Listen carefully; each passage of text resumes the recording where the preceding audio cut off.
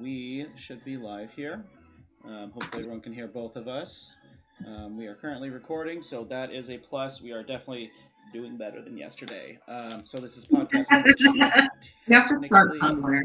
yep, everybody's got to start somewhere, which is why we've kind of got no copyright music playing in the background here. If you're familiar, they're pretty great for any kind of streamer and podcast. Yeah. I love that band. Um, I don't even know if they're banned. It's Are they just going on tour soon, by the way? are they No an copyright. actual physical band? I mean, like No, I was somebody's just making the kidding. music. No, it's just royalty free music. Yeah, I know, and you know, I think it's great that they take all this time and produce all this music people are able to use for things like this, especially new people like us who don't have money coming into our streams to pay for copyrighted content, and we don't want to get DRM by Twitch and YouTube and whoever the hell else we're streaming to, but. Welcome anybody and everybody who is actually watching or maybe watching later. We've got Lisa from the block from For Women by Women Crypto, which is at womenonlycrypto.com. If you need a place to learn about your crypto and NFTs in a safe space, of course, you're always welcome here. There's lots of Twitter places, but Lisa is very specifically doing that just for you women, and she wants you there. She wants to hear your voices, and would love to tell you a little more about that. So go ahead, Lisa. Sure. Now, obviously, men can join and be a part of this effort. But the reason that I'm specifically focusing on women is because the adoption rate of women is extremely low in crypto. It hovers right around 12 to 15% if we're lucky.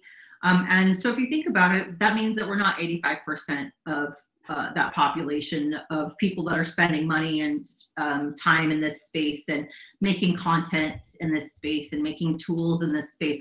We're not those people. So I think by way of that, we haven't really seen women develop themselves deeply in these communities. And so really what I wanted to do is create a place where they felt comfortable to come and ask questions in a trusted manner. I think that's a really important part of it. It's easy to find a lot of places where you can learn a lot of things. Yeah, absolutely. Can you do it for free in a way that's trusted? You know what I mean? No, not right now. You know what I mean? Can you ask any question and feel like the answer that you're going to get is one that isn't going to lead you down some like path to prosperity for that person? No, I think so. That's really what our focus is. So men are absolutely more willing to join if they so long as they follow the rules and know that the intention is to get women to adopt, and if their mindset and their actions follow that, then goodness, please join us. We would love to have you. Absolutely. And that's definitely something that we push here as well on Crypto Nomad. So, and I can confirm that I am in fact hearing you. I just put my Bluetooth headphone in, and you are live to the rest of the world, and you look fabulous. So, I'm on mute today, and by the way, when I use my mouth, words do like sounds actually. That is in fact the goal. I Just know so you that. know, not you. On top of that, actual valuable words come out. I know there's a lot of Thank you. folks that just like to hear themselves speak. We are not in that group here. We do love to talk to people, but it is not for ourselves. It is for them. It's for you guys. So if you're catching this stream, welcome. Thank you. There's a lot of cool stuff that's gonna be coming out. So first thing we probably would like to do. I'm sorry.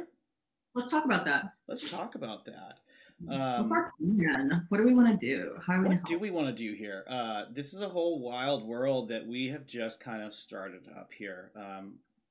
We basically started chit chatting about, and by chit chatting I mean bullshitting, because that's what the two of us love to do. But we're both very, very happy to talk about crypto, and we found one of the biggest problems that we're seeing is how to tell people where to go, what products to use, and where we feel safe sending people as basically ambassadors of the space, people who talk about this stuff, who spend all day in this space. It's what we do. It's what we talk about all day, every day. We research, waste our own money just to figure out the right way to do these things.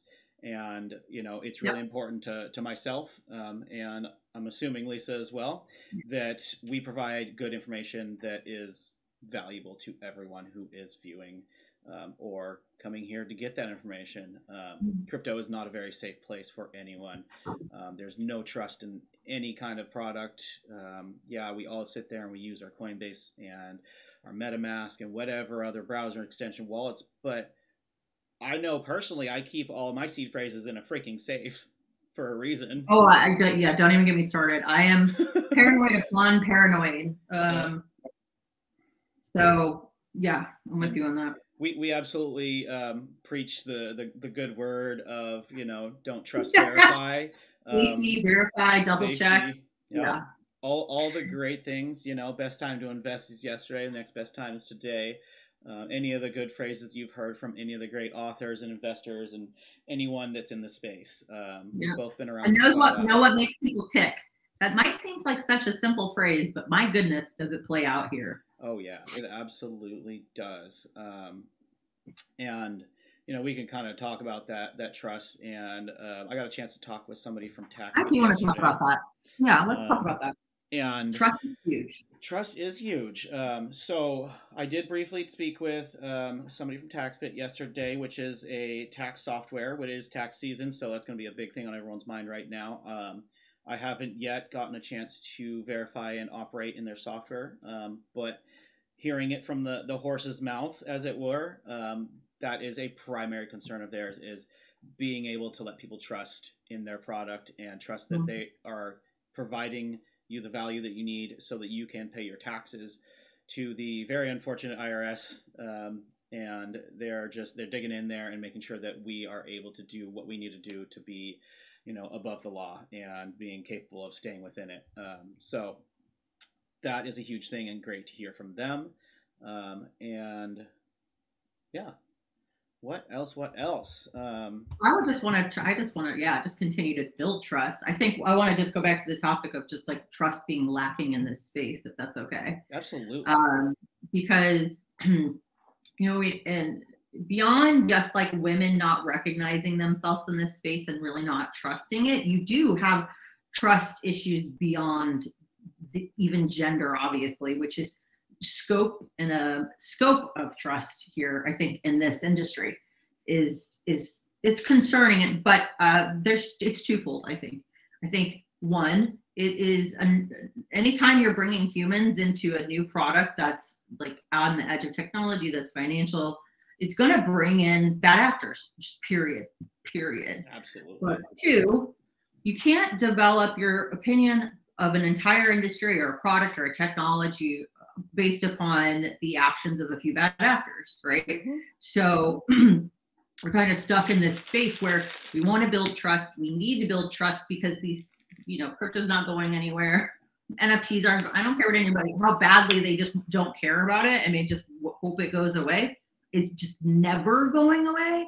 That's what I think they need to understand. And so developing trust here, I think is really important, is number one, making sure that their feelings are related to the actuality of the situation, right?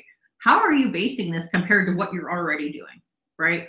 So tell me, all of those banks that got bailouts, like, are you even thinking about like all those people that are still getting bailouts? And what is it? I'm not going to throw any one of those banks under the bus, but there's a bank that is consistently gets caught breaking the law. I don't know which one it is, forgive me, but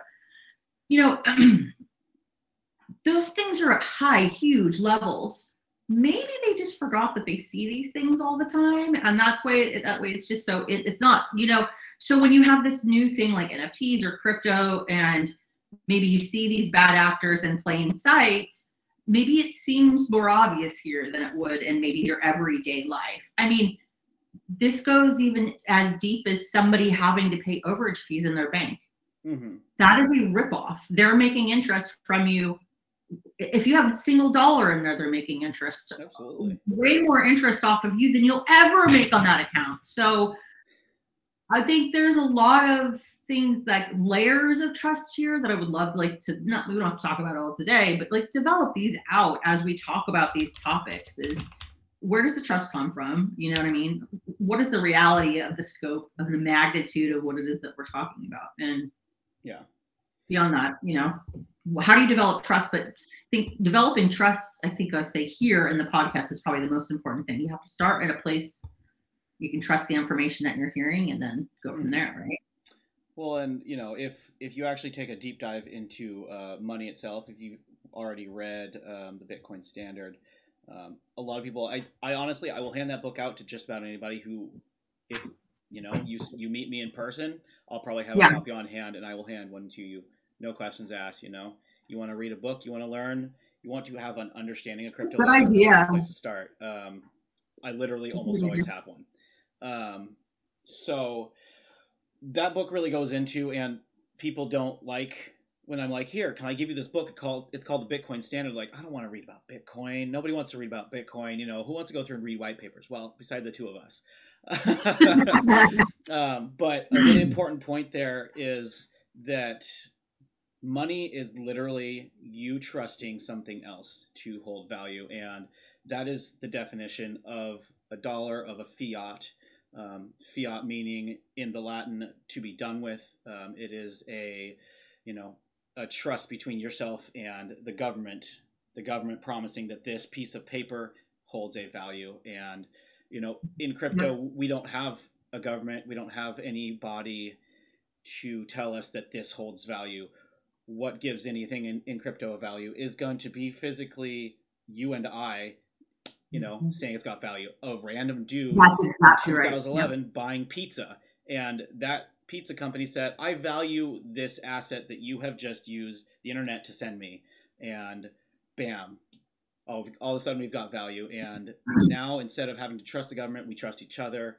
We trust the network to maintain the ledger, and we don't even have to trust. You can verify each and every single one of those, and that's what blockchain is all about. Yeah.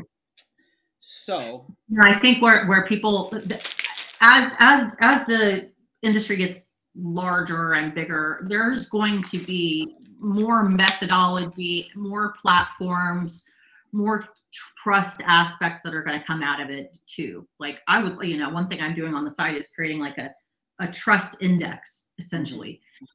For myself, and maybe this is going to develop out even further, but a trust index was for how do I know I can trust this NFT project? How do I know that I can trust this crypto project? And so I ran through like a list of factors I felt were important, and then factors that looked behind the curtain, like how many of their Discord users are real, how many of their Twitter users are real, how many of their how many of their Twitter users are actually like involved and aren't just bots, or how many Discord, and then the methodology behind how they encourage that sort of participation, I think is going to say a lot about how much the value is going to have, or that how much value the asset's going to have over time. So, yeah. That is absolutely fantastic. And that was kind of one of the first things you and I talked about is possibly building, an NFT index or a DAO for, obviously a group of women and men to be able to start investing into that. And that was kind of one of the core concepts of your For Women by Women page, which I thought was fantastic. There are tons and tons of pitfalls and legalities that we need to dive into before ever creating that DAO, so that we don't get the SEC up your ass, up my ass, talking to everyone and just wasting everyone's time and money.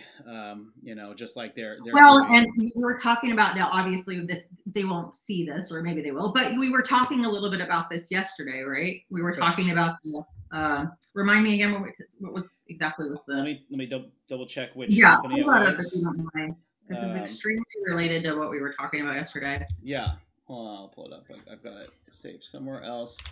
Of course, my internet is not running particularly fast today, and I keep asking for gig speed. The SEC had come out with that decision. What was the company? It's just like off the top of my head. I can't think of company names today, but the SEC came down with a decision saying that the way that they were doing that is not the way. So the idea that you and I had, or the way that I want to develop out the women, only crypto, the For Women by Women community, was to do that, was to essentially at the core of it create a DAO, which is a decentralized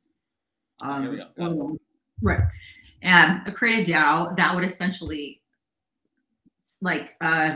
invest in projects and then reap the benefits of their investment and then make the decisions on how they would want their investment to be. But what just yesterday we learned that, well, that's kind of considered a security, so Mm-hmm. you Well, can't do that. You'd have to figure out, and I'm not smart enough. Maybe that would be a good person, somebody to invite on here, is just somebody that really, really knows that maybe has the legalities, the technicalities down of the finance sector and the SEC regarding what is and what is not a security here, because like maybe it's a fine line we can walk. I don't know. right. Okay. So I found that news story, and we might as well talk about it again since yesterday was kind of a wash. We had some audio issues. Um, BlockFi settlement with the SEC happened on February 14th. So they settled a case with the SEC, charging them $100 million, just a cool 100 mil. I mean, these days working in crypto, you hear 100 million, and that's not That's a huge. huge. I mean, It's it's not, big. but like if little people like us, it is. I mean, It like, really come on, is. let's be honest. $100 million is a huge amount. Okay, so the government pockets that. I don't really know what happens beyond that, but so Right. what does that do? So does that, what does that solve? Which is great. Like, but what does this solve? Like maybe like a slap on the hand, and they were like, okay, we're slapped now. How Right. do we But get around this? And now what is one thing that was interesting from the story was that it said that they had come to an agreement on how to move forward, but they didn't okay. actually, like, at least in the news article that I've read, it didn't actually say what the agreement was on how to move Correct. forward. So are they going to get a head start because they challenged the SEC? I mean, think about that. Are they Yeah. going to get this huge of a head start to like essentially set the ground floor for how they expect these securities to work with crypto? Like this is where we're at, and this is kind of why I love crypto, because my mind just goes, holy, like, holy shit. Yeah. It's so cool. Like it's craziness. It's madness. Right. And that's why I love it. So like maybe that's why you're like maybe that's why you're mad is your MADD. So what they were talking about yesterday is BlockFi can probably afford to go forward with offering registered securities in parentheses, even though the outcome is not certain because it's a $3 billion company, and this is Dillendorf. I do not remember who Dillendorf is at the moment. But he goes on to continue. What about smaller DeFi protocols, even such as yourself, Lisa, or if I want to do something like that, or anyone who wants to make a DAO or Smaller anything like ones. that, what So they're that just way gonna you could like, yeah, that's why it's, because I think, look, I'm kind of not mad at this SEC here in a lot of ways, because in some ways they're actually helping us. Like, my bad, but I think they were going full centralized. They were going for these huge IPOs or ICOs. These huge companies, they are trying to take crypto and centralize it right now, right away, and under these guises of securities. Okay, that's just basically what they're doing. Like, we can't bullshit around the fact that that's what's happening, right? Yeah. So, I know a lot of people are going to look at this and be like, "Oh, regulations," but here I'm going to be a neutral party here and say I think positives may come out of it. Like in some ways, maybe somebody needed to stop them and kind of give us all direction here. And too bad for them; they lost $100 million to do so. But I guess thanks for taking the fall for us. I don't know. Yeah. I don't know how to feel about it. It's all so weird. Right. And something to take out of this. God, I totally just lost my train of thought while I was trying to fix something for the stream. Jeez, what was I gonna say about that? Regulation. So, we've got these giant companies. BlockFi, Ripple Labs, Coinbase, FTX. These people are all coming up and they're talking to the SEC. They're getting into these legal battles, and sure, they're getting their asses whipped. They're losing a lot of money, but at the same time, we want the regulation and we want the clarity. Of course, we don't want to be sitting here getting regulated into the ground to where our crypto companies, not yours and mine personally, but crypto companies in general, can't progress. But at the same time, we do want to know where the line in the sand is so that we can operate within the regulations and not have to deal with these giant legal battles. it's always going to exist because at the core of it and at the security regulations aspect of it, it is a lot of ways protectionism of the consumer. I'll give you an example. If I say, here's my coin, I'm selling them for $10 each, and I amass $100 million, whatever. I'm just making numbers up at this point. Yep. If I amass $100 million and I go take 50 million of that dollars and something happens and that coin loses value and I cannot pay back the amount of in losses, who loses? And Right. the real loser here is the average consumer. In general, the average yes. investor, just the little guy, right? I mean, so in a lot of ways, there's values in understanding when something hits a security and when they have like operational necessity, like a requirement, like some sort of ethical requirement to have the amount of money on hand that they claim they should have to be able to pay out in case, because that has happened, you know. Well, and that's why there's some talk of You a couple can't of sell, companies. so all these people can't sell. Like that's insane. Sorry, I just Right. Liquidity rug pools are definitely a thing. You can't, they can't sell their coin. That's basically what it comes down to. And you got a lot of really angry normal people out there, and that's not fair. And I think I totally get it. So I'm with you. I think now, do we want to get too many regulations? No, but that's because it's the opposite of what like crypto is. Yeah, absolutely. But do we want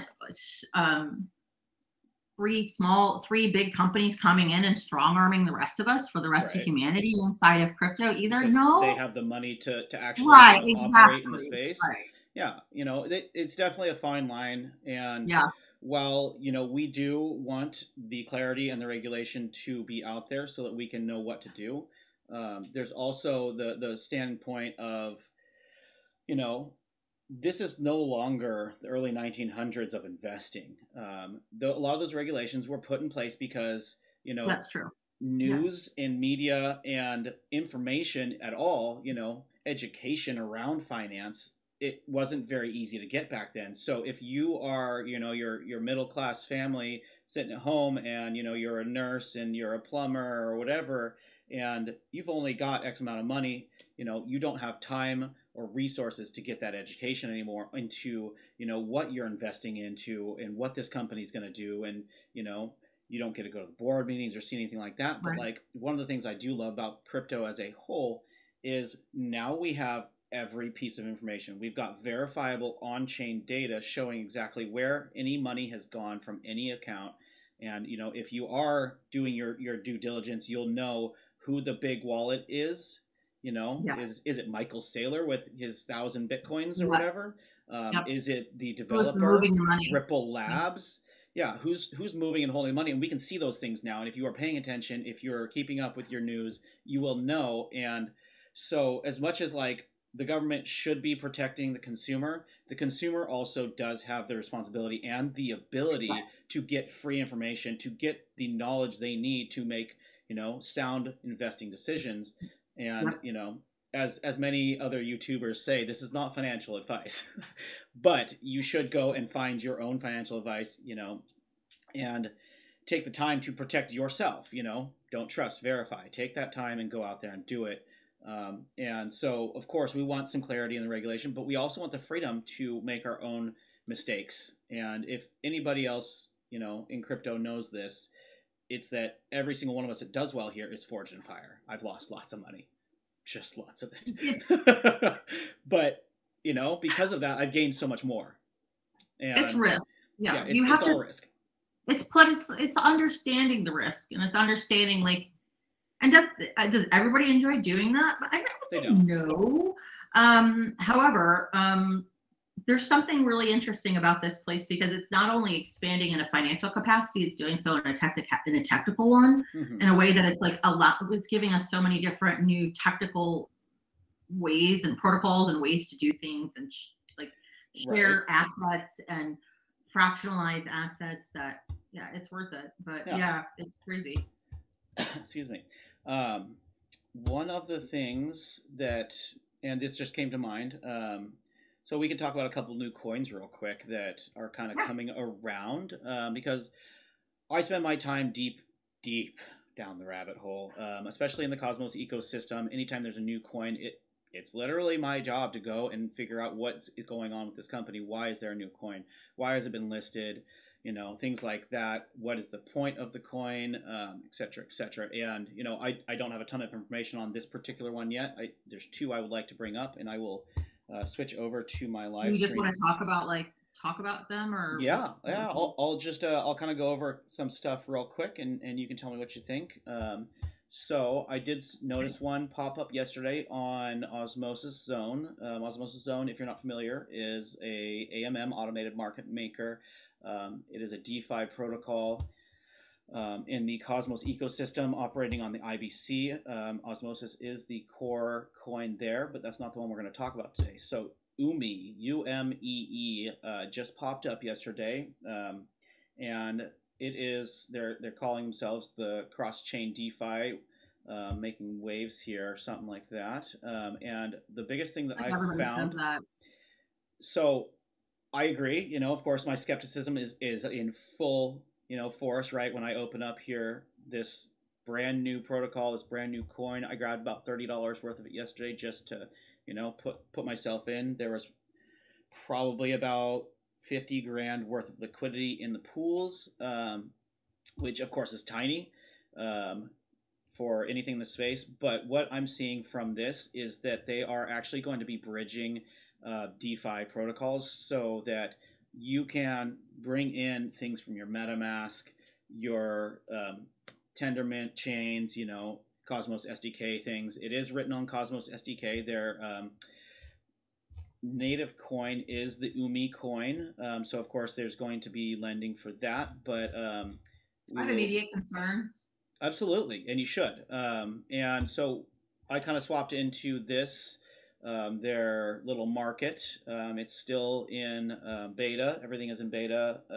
This is not fully launched yet. You can... I was going to see, they even have a usable model yet? Or they haven't even... Yes. They do? They do. And kind of what I was noticing yesterday is that's the thing. Like, if you're saying you got a product, you better have like some proof that you can like produce the product. Right.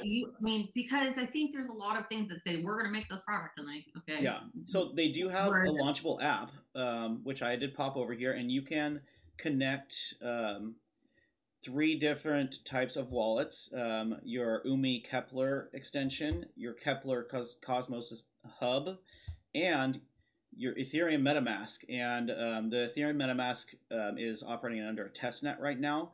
The Cosmos and the UMI, which are both under a Kepler extension, are, of course, in beta, but you can connect your wallets and you can provide some liquidity. It looks like they've got some liquidity at 94% APR, and I can link this to you real quick so what I'm looking at. I guess it depends on how you're going to look at it. I mean, maybe a short-term thing, but if you ask me, I don't see the long-term value in that because it's too hyper segmented, like in the Cosmos, it's too hyper segmented down. Like, I get what they're trying to do, but I worry that they're banking too far much in one thing. Like, well, I don't necessarily think that's the case here. The case that I'm seeing is that they're trying to make it so that you can provide assets for lending and borrowing and liquidity across all chains rather than just Cosmos,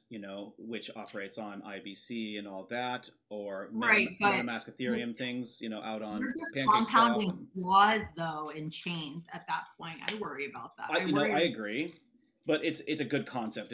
They're really trying to make it so that you don't just have to be, using DeFi on one chain. You can actually, leverage your assets across multiple chains. And yeah, there's going to be a lot of problems, and it's going to be very, very hard to do, but I think it's a great concept. And I'm always willing to throw $500 why do you feel like this one out of all ones are so great? Like, why is this one going to blow me away? Why would I want to buy it? I don't know yet. Okay.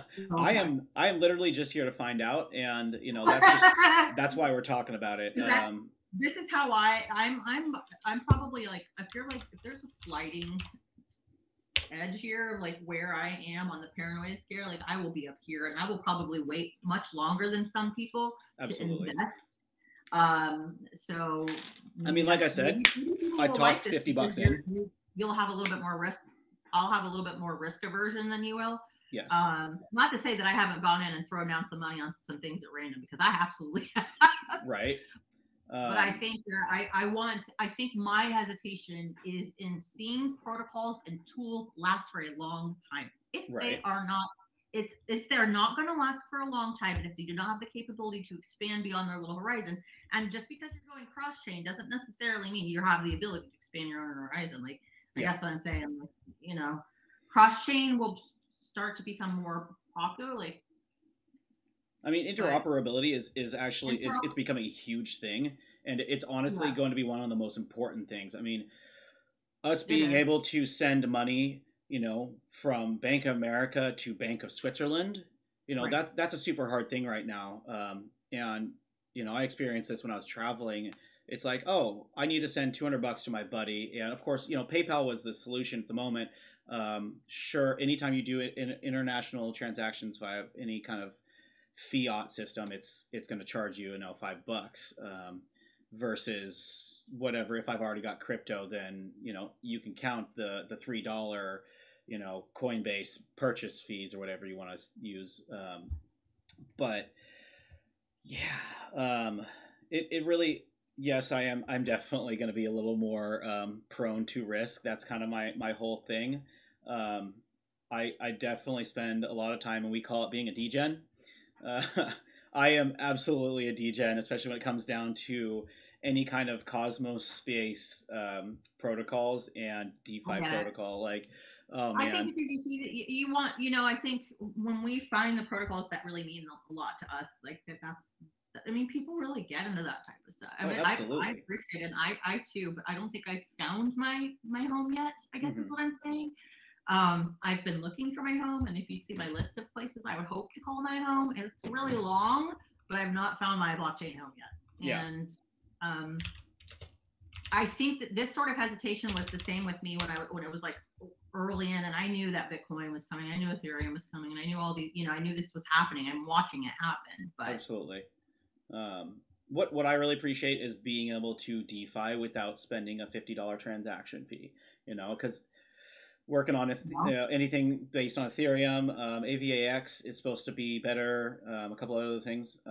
So let's step away from that particular yeah, chain real quick, and it's still kind of in the same space, but not really. I'm going to switch back over to my live screen here.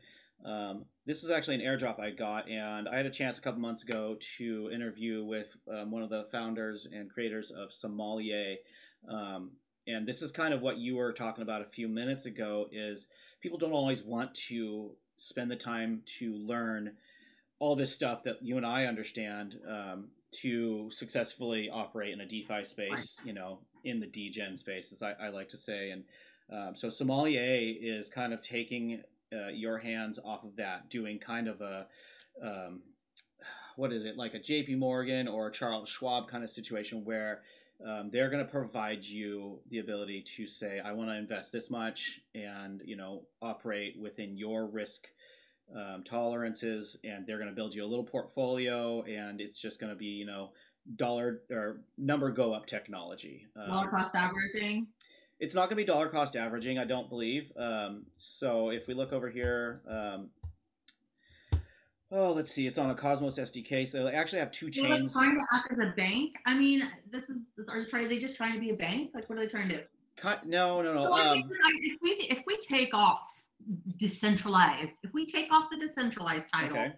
you can basically sometimes call something what it exists like in real life right now, and it kind of sounds like they just want to be like a bank, A little bit less of a a bank. trust, It's more of a trust fund, or right?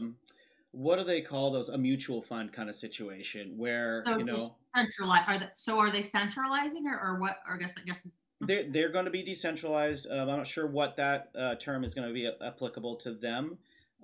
They do have two coins that they are basically offering right now as their government's tokens. One on the Cosmos SDK and one on Ethereum. They both are under the Sommelier SOMM ticker. I believe they're supposed to be holding the same value. I could be wrong on that, but Their use cases are they're supposed to be rebalancing your portfolio when against impermanent loss, automated portfolio rebalancing, Yeah, that's average cost. focusing on high yield liquidity providing, Yeah. lower Ethereum gas transaction fees. So they're aggregating and batching transactions with Sommelier. So basically, they're going to be doing larger transactions with Under everyone's batch money fees. so that the transaction fees are much lower as a whole Yeah, I'm for with it. individuals. Yeah, I'm with And it. yeah, so it looks like they're gonna actually doing pretty good. I see the value. I would do it, but I see the value, and I wouldn't do it because maybe I'm more degen here, and I'll tell you why. Go Because ahead. like I still constantly see these companies that coming in and doing that type of thing. Like, let's make it easy on you, and to do so, we're gonna charge you fees. Like, to me, that is centralization all over again. I know, right? And so I get really, really hesitant when a company's like, "Hey, look at this cool thing we're doing." So I immediately go, "How does this relate to our real world right now? Like, what?" And then second to that, like, is this anything really new and really, really different? Yeah. Is it really, or is it just repackaging of a centralized concept back to you in a decentralized way? And really just think it's, I'm not saying you, I just say you as a term. Yeah, the So like royalty. the user thinks it's decentralized. I guess that's where I see, I guess when we talk about our trust levels here, and I'm saying you, like, I just see a lot of companies doing this. They're just repackaging bullshit right back at us. So, and then, by the way, a lot of white papers aren't actually white papers. I could go on for like this forever. A white paper is a technical paper. Yeah. You should expect to see deep, deep technical concepts in a white paper. If it is not deep, like to the point where you understand how they're using each of the mechanisms within the protocols, if you don't, if that's not in there, it's really just a sales brochure. So we got to kind of call things what they are too. So kind of like you and I are talking about this, you'll hear me say that. Is it actually a white paper or is it just a sales brochure? Right. Or even less than that, just a roadmap, you know? Right. And a lot that, so, and I think the terminology is really getting people too. They're like, oh, and when I read this white paper, I'm like, but did you though? Did you, I mean, I love you, but did you read a white paper? I mean, I want to help you develop and grow here. Like, you read a sales document and it seemed to have worked because you gave him your money, but do you know why? Yeah. Do you know what they actually do? What value is it going to hold in 5 years? Yeah. What value is it going to hold in 2 years?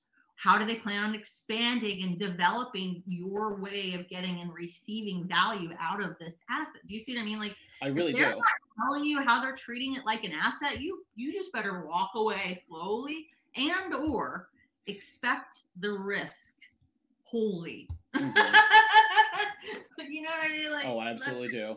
Well, and and I know you do, and I'm like, wait, hold on. Yeah, I spoke with another company. I'm like so paranoid in this space, but it doesn't mean that I don't like. I love to be in this space. So if that tells you anything, yeah, right. And you know, this is almost a rehash of another company that I spoke to recently. Coin Squad is something that came across my desk here, and I had never heard of it. And it's from several years back. They're no longer really doing a whole ton. They've kind of moved on to building a new CEX centralized exchange, and it's kind of it was the whole same thing. No, there was no token. It was more of a service of investing, and it had all these great investors. You're going to see a lot of pop up and fizzle and pop up and fizzle, and honestly, the ones that you're going to see pop up and retain probably aren't the safest of ones because you kind of ask yourself, do they actually have that money, or do they just take my money and say they have that money? I mean, that's not so. Yeah. But anyway, we're kind of digressing down that whole rabbit hole. I feel like I love that. We really could do this all day, which we regularly spend 3 or 4 hours doing exactly this. Rabbit hole, yes. But we are deeper into. But I think that's the fun thing is you love what you challenge and you challenge what you love because you want what you love to get better. Absolutely. We all want to see the space grow, and that's why we're doing this. That's why we're trying to educate new people.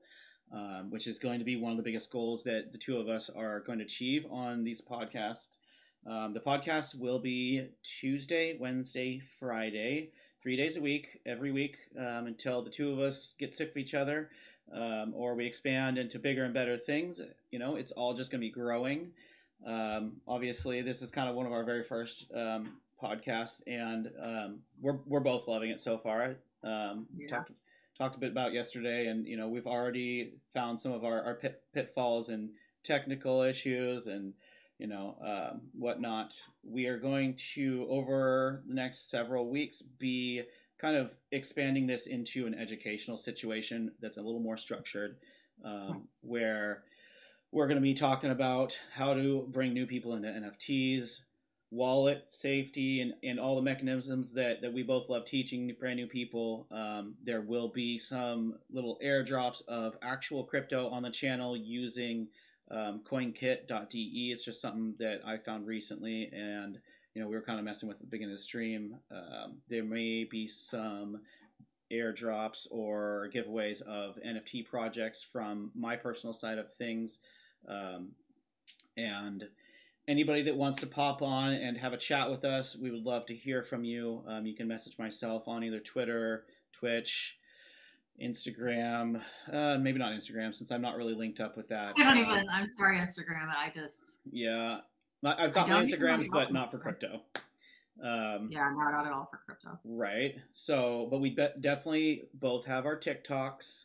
Mine's going to be under Crypto Nomad. Yours is going to be under Lisa from the block. From the block, Lisa from the block, and I can post those links later on the YouTube rebroadcast.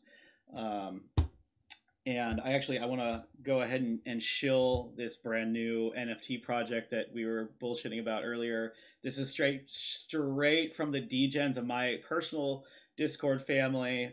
One of our favorite people, Rick. We love memeing him to death, and it's a real person. This is a real person. Rick is one of my favorite. First. Okay. Yeah. So Rick is a real person.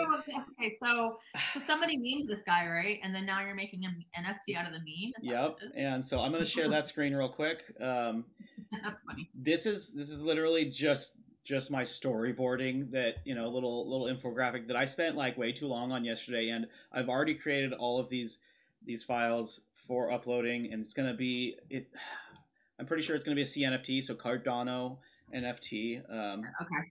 And let me explain the whole infographic real quick, and I will repost this later or post on the page once we get a website going. But originally, I just made the 8 NFTs, just poops and ha-has, the Rick of many colors, using this photo of my good friend Rick here that somebody else memed. And they're like, I bet you can't make more. And so, of course, I'm like, ho. So I subdivided that picture, and we'll be releasing these as a minting or mintable NFT project. And you can see the number of each tile is available here on the infographic. So there's 1,744 of these Rizzle pieces. The Rizzle pieces then create the rectangles. If you collect all 4 rectangles, so you collect all of these tiles to create a rectangle. There are 16 rectangles each available, and then out of those 4, if you get all 4 of the rectangles, you may then claim your 1 of 16 Rizzle. The first, it's like a Rubik's Cube, right? We went into that rabbit hole yesterday, and my God. Okay, because that's what I see. That's when you're describing it. That's kind of what I see in my mind. If you send me the photo, I can make it into a 3D. If you're making it into a 3D cube that just like moves around in little circles. Oh God! I mean, you know what? Let's absolutely do that, and we'll talk more about that later. But for now, if you do, once this whole thing starts getting going, if you do collect all 4 of the rectangles and create the 16 Rizzles, the first 8 will get an original Rick of many colors CNFT. And of course, these will not be destroyed in the process. Once you claim a rectangle or a Rizzle, you will still have each piece available. However, they will have their address or whatever identifier locked, so that you cannot create another with those same pieces. But anyway, I digress too far into that, and we're just real excited. We'll probably be giving out some of those or pieces here and there, white lists, whatever I end up getting into. as well as a little bit of crypto using the CoinKit wallet. So, is there anything else you would like to bring up here before we call it a day, Lisa? No, just excited. Oh, I also thought, in the future, there's the only thing I was going to mention in the future that we could potentially like do walkthroughs and video walkthroughs of creating NFTs on different blockchains. And I don't have any hesitation doing that. You don't either. So Absolutely not. me as Let's do well. it. Just like not hesitate in front of all these people and just like let them see what we're doing. So yeah, Yeah, we I'm get them some always willing to sponsors, so. flounder. I'm If willing to too. I'm like, watch me fold my oh God, and Hold on, I can't die if I teach anything. They're like, you know what I mean? Like I'm with you. we can I mean, start. that's it. Yeah. I just thought it would be fun to maybe add that into your little Absolutely. schedule here. So if you're kind of keeping in with it, just like stick with us while we're growing, and I'll bring lots of visuals to the party. And Right. yeah, Yeah, Lisa is a master at making visuals, both animated and still, and we're gonna make this be a whole thing and go from there. So thank that's you, it. everyone. Follow, subscribe. Do that thing. Click the button. Definitely go to Lisa's pages and follow and subscribe to her as well. Yes, please. And we will see you Friday at around 11 if we can manage to be on time. 11 PST. PST. 1 CST. 2 EST. No, it was 11 Pacific. EST. Yes, Eastern Central I Time. got this. I don't got this. Using It's individual letters is hard on. It's 1 CST, 2 EST, and then 11 PST. There you go. So, have a good day, everyone, and we will repost this to YouTube very soon. Bye bye. Bye bye. Do. And.